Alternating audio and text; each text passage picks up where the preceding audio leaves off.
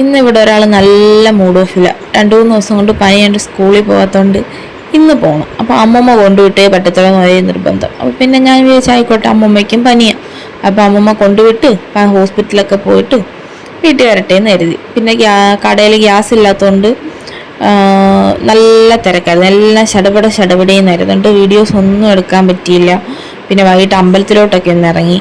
വെള്ളിയാഴ്ച ആയതുകൊണ്ട് കൃഷ്ണൻകോവിലും ഭരണിക്കാവിലൊക്കെ ഒന്ന് വന്ന് തൊഴുത് നമ്മുടെ ഉമാദേവിയൊക്കെ ഒന്ന് കണ്ടിട്ട് നേരെ കടയിലോട്ട് വന്നു. കടയിൽ വന്ന് കുറച്ചു നേരം അണ്ണനെ കുറച്ചു നേരം സഹായിച്ചിട്ട് ഞാനങ്ങ് വീട്ടിൽ കയറിപ്പോയി. അമ്മയ്ക്ക് വയ്യാത്തതുകൊണ്ട് വീട്ടിൽ കുറച്ച് പണികൾ കാണുമെന്ന് എനിക്കറിയായിരുന്നു.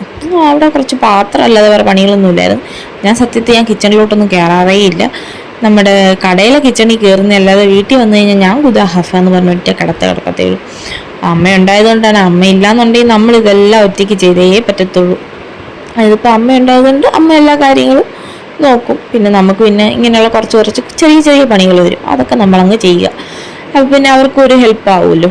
പിന്നെ അമ്മ ഇത് മേളി സെറ്റ് ചെയ്ത് വെച്ചേ. അപ്പം ഞാൻ താഴോട്ട് എടുത്ത് വെച്ച് നോക്കി, ഇതാ ഭംഗി ഉണ്ടോ എന്ന് നോക്കാനൊക്കെ ഉണ്ട്. അപ്പോൾ പിന്നെ മേളി വെക്കുന്നതാണ് ഭംഗി. എന്നാൽ മേളി തന്നെ ഇരുന്നോട്ടെ.